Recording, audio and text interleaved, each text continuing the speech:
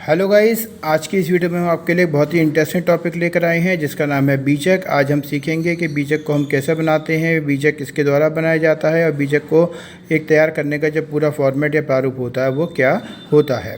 तो गाइस, हम आपको एक क्वेश्चन लेके इसको समझाने का प्रयास करेंगे। जैसा कि आपके सामने स्क्रीन पे आप देख रहे हैं कि हमने यहाँ पर एक अनसोल्ड पेपर लिया है जिसका नाम है अग्रवाल मॉडिफाई अनसोल्ड पेपर। एक बहुत ही अच्छा अनसोल्ड पेपर है और सबसे अच्छी बात इसकी ये है कि ये मॉडिफाई अनसोल्ड पेपर है। मुझे काफ़ी अच्छा लगा, मैंने इसको देखा।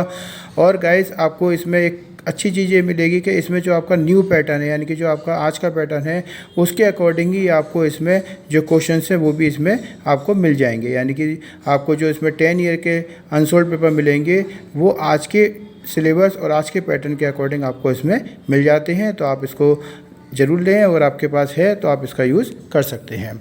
तो गाइज़, हम इसका फिर एक एग्जाम्पल लेते हैं। इस अनसोल्ड के थ्रू एक क्वेश्चन है हमारा, जो हम आपके पास एग्ज़ाम में ये क्वेश्चन आया हुआ है। तो आज हम उस क्वेश्चन को पहले लेके चलते हैं। तो गाइज़, जैसे कि आप अपनी स्क्रीन पर देख रहे हैं, यहाँ पर आपको एक क्वेश्चन दिया हुआ है। यहाँ आपके सामने दिया है क्वेश्चन कि इलाहाबाद के सर्वश्री राम प्रसाद सोहन लाल ने सर्वश्री राजश्री एंड कंपनी कानपुर को निम्नलिखित माल बेचा। तो यहाँ आपके सामने स्क्रीन पर आप देख रहे हैं, इन्होंने कहा कि 30 थान 50 मीटर प्रति थान मार्किन दर 30 रुपये प्रति मीटर के हिसाब से बेचा। फिर 20 थान 40 मीटर प्रति थान लंग लाट रुपीस 25 रुपये प्रति मीटर के हिसाब से। फिर 25 दर्जन पलंग की चादरें दर 50 रुपये प्रति चादर के हिसाब से। और 100 मेजपोश दर 8 रुपये प्रति मेजपोश के हिसाब से इन्होंने बेचा है। और इसके संबंध में कुछ इन्होंने व्यय किए हैं। तो जैसे कि आप देख रहे हैं यहाँ पर कि व्यय निम्नलिखित आपको दिए हुए हैं कि पैकिंग व्यय आपको 40 रुपये दिया है, गाड़ी में ढुलाई 50 रुपये, रेल भाड़ा 200 रुपये, बीमा 40 रुपये दिया है। क्रेता को 10% व्यापारिक छूट दी गई और 15 दिन के अंदर भुगतान करने पर 2.5% छूट का भी आश्वासन दिया गया। तो उचित प्रारूप में बीजक तैयार कीजिए और एक भुगतान का चेक भी बनाइए। तो गाइज, इसमें दोनों चीज़ें आपसे पूछी हैं, इसलिए हमने ये वाला क्वेश्चन आपके लिए लिया है। तो इस क्वेश्चन के थ्रू आप समझेंगे कि बीजक को हम कैसे तैयार करते हैं और इसे किस प्रकार तैयार किया जाता है। तो आइए गाइज, समझते हैं हम बीजक के बारे में। तो गाइज, ये क्वेश्चन है, अब हम इसको सॉल्व करके बताते हैं आपको। तो गाइज़, हमने इसके लिए थोड़ा सा कुछ फॉर्मेट हमने पहले से तैयार करके रखा है ताकि आपका समय कम से कम खर्च हो और आपको ज़्यादा से ज़्यादा चीज़ें कम समय में सीखने को मिल जाएँ। तो गाइज़, जैसे कि आप अपनी स्क्रीन पर देख रहे हैं कि यहाँ पे आपको इन्होंने दिया है, एक हमने फॉर्मेट बनाया है जिसमें सबसे पहले हम ऊपर लिखते हैं बीजक, यानी कि बीजक के बारे में। तो पहले यहाँ पे सबसे पहले बीजक लिखा जाता है, उसके बाद फिर जो हमारा विक्रेता होता है। तो गाइस, सबसे पहले थोड़ा सा आपको इसके बारे में बताना चाहते हैं हम कि बीजक जो होता है ये विक्रेता के द्वारा तैयार किया जाता है। यानी कि जो विक्रेता होता है वो जो अपने माल को बेचता है क्रेता को, तो क्रेता को बेचे गए माल का जो पूर्ण ब्यौरा होता है, तो जो पूर्ण ब्यौरा एक लिखित प्रपत्र के रूप में या एक लिखित फॉर्मेट के रूप में वो जो अपने पास रखता है या बनाता है, उसको ही हम बीजक कहते हैं। तो हम ये कह सकते हैं इन शॉर्ट में कि बीजक विक्रेता के द्वारा बनाया जाता है और ये उस माल के संदर्भ में बनाया जाता है जो माल वो क्रेता को बेचता है। तो उसका जो पूर्ण ब्यौरा होता है, उसकी डिटेल जिसके अंदर या जिस प्रपत्र या जिस फॉर्मेट में लिखी जाती है, उसको हम बीजक कहते हैं। तो गाइस, सबसे पहले हम इसमें लिखते हैं बीजक। तो बीजक में सबसे पहले ऊपर आता है जो विक्रेता होता है उसका नाम और पता। तो जैसा आप अपनी स्क्रीन पर देख रहे हैं यहाँ पर कि सर्वश्री राम प्रसाद सोहनलाल, जो भी आपको क्वेश्चन में देखा कि सर्वश्री राम प्रसाद सोहनलाल इलाहाबाद ने एक बीजक को तैयार करना है, तो विक्रेता का नाम ऊपर आ जाता है। उसके बाद फिर इसमें हम लिखते हैं जो विक्रेता का मोबाइल नंबर होता है वो लिखा जाता है। अगर क्वेश्चन में दे रखा हो तो आप उसे लिख सकते हैं, अदरवाइज़ आप अपनी तरफ से भी इसको लिख सकते हैं।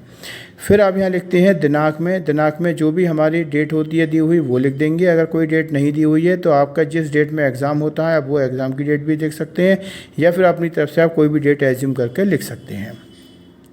फिर इसमें आपको बीजक संख्या और आदेश संख्या लिखी जाती है। तो बीजक संख्या और आदेश संख्या लिखने के लिए जो बीजक संख्या अगर आदेश संख्या अगर आपको क्वेश्चन में गिवन है तो आप वो लिखेंगे, अदरवाइज़ आप अपनी तरफ से कुछ भी एज्यूम करके लिख सकते हैं। अगर आप इसको XYZ में भी लिख दें तो भी आपको कोई प्रॉब्लम नहीं है, वो सही माना जाता है। उसके बाद गाइस इसमें फिर हम लिखते हैं यहाँ पर सेवा में सर्वश्री राजश्री एंड कंपनी कानपुर। तो गाइस इसमें आपको ध्यान रखना होता है कि इसमें जो क्रेता का नाम होता है वो आता है और उसका पता आता है। तो यहाँ पे जो क्वेश्चन में क्रेता का नाम था वो था राजश्री एंड कंपनी, तो हमने यहाँ पर सर्वश्री राजश्री एंड कंपनी को क्रेता के रूप में लिखा और उसका पता है कानपुर का। फिर यहाँ पे एक शर्त लिखते हैं, अगर हमें कोई नगद छूट दे रखी हो तो उसके बारे में यहाँ पे डिटेल में लिख देते हैं। तो जैसे आप अपनी स्क्रीन पर देख रहे हैं कि शर्त में दिया है आपको कि 15 दिन के अंदर नगद भुगतान करने पर 2.5% की नगद छूट। तो जो 15 दिन के अंदर हम अगर भुगतान करते हैं तो हमें फिर 2.5% की नगद छूट मिल जाती है। तो ये इस तरीके से इसका जो डिटेल होती है कुछ लिखने की उन्हें लिख देते हैं। उसके बाद फिर इसका एक फॉर्मेट बनाया जाता है। इस फॉर्मेट के अंदर इसमें 5 कॉलम होते हैं। पहला कॉलम होता है हमारा मात्रा का, दूसरा होता है विवरण का, तीसरा दर प्रति का, चौथा धनराशि का और पाँचवा धनराशि जिसमें कुल रकम लिखी जाती है।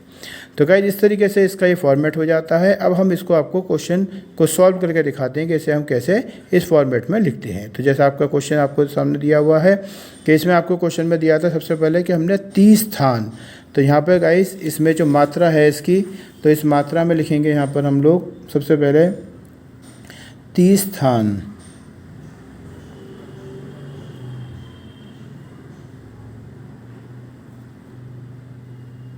तो यहाँ आ जाएगा आपका ये 30 थान।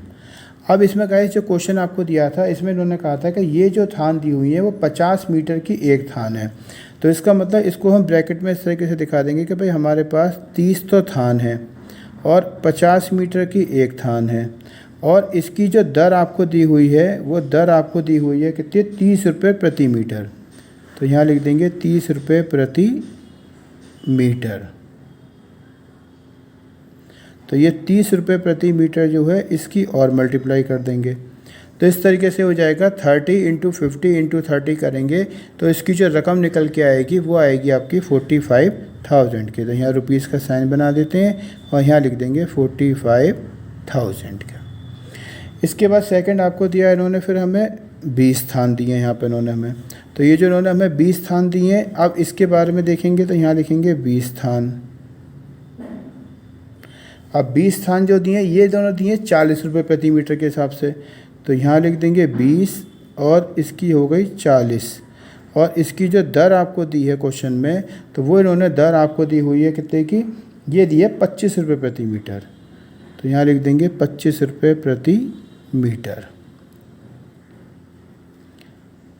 तो यहाँ पे इस तरीके से ये आ जाएगा आपका 25 रुपये प्रति मीटर और इसको सॉल्व कर लेंगे तो ये आ जाएगा आपका यहाँ पर 20,000 रुपये का।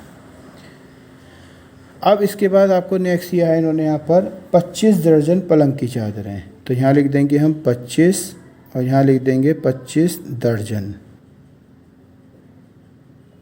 25 दर्जन जो दी हैं आपको वो दी इन्होंने पलंग की चादर। तो यहाँ लिख देंगे हम इसमें पलंग की चादर। अब गाइस आपको पता है जैसे कि अब इसमें हमें जो दी है 25 दर्जन पलंग की चादर दी हैं और इसमें जो दर दी है वो दी है हमें 50 रुपये प्रति चादर। दर कितनी दी है, 50 रुपये प्रति चादर। तो 50 रुपये प्रति चादर उन्होंने दर दी है। अब ये दिया दर्जन में, वहाँ प्रति चादर दी है। तो आपको पता है कि एक दर्जन में कितने यूनिट होती हैं, 12 होती हैं। तो यहाँ हम पहले 25 की मल्टीप्लाई कर देंगे 12 से और इसकी जो दर दी है वो कितनी दी है, 50। तो इस तरीके से हम कर देंगे 25 × 12 × 50। तो ये जो अमाउंट आएगा निकल कर ये आ जाएगा आपका कितना, इसको सॉल्व कर लेंगे हम तो ये आएगा 15,000। फिर नेक्स्ट दिया इन्होंने आपको 100 मेज़पोश। तो यहाँ लिख देंगे फिर 100 मेज़पोश।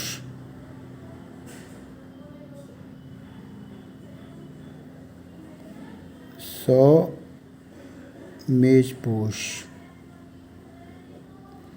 तो 100 मेज़पोश जो दिए हैं ये इन्होंने आपको दिए हैं 8 रुपये प्रति मेज़पोश के हिसाब से। तो इसकी जो दर दी है वो दी है 8 रुपये प्रति मेज़पोश।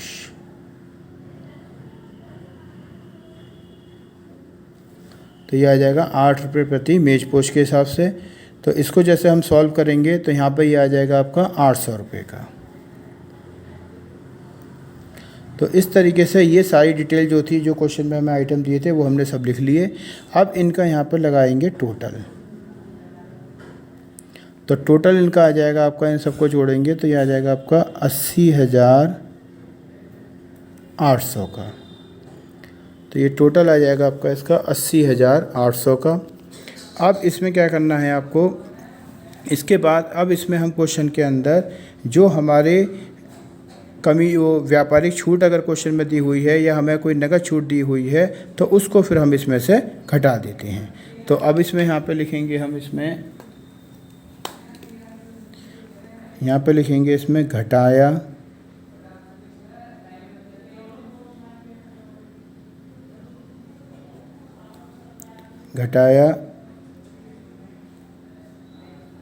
व्यापारिक छूट। तो पहले जो व्यापारिक छूट होती है उसको घटाया जाता है।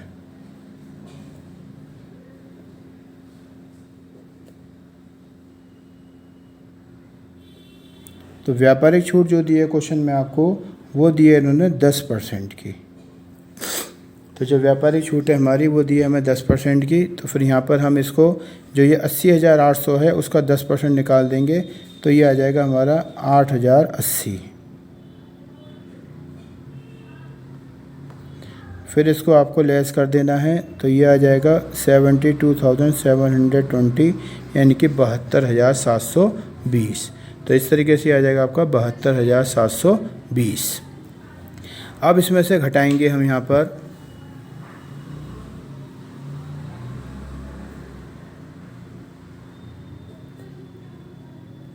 घटाया।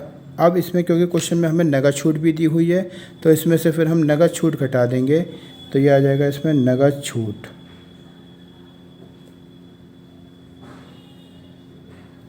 तो नगद छूट जैसे देखेंगे क्वेश्चन में आप, तो ये हमें दी थी इन्होंने 2.5% की।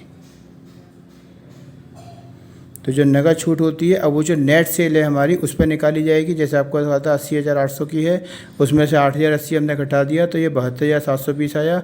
अब इसका हमें 2.5% निकालना है। तो इसका जो 2.5% आएगा, उसको जो निकालेंगे तो वो आएगा 1818, यानी कि 1818 का।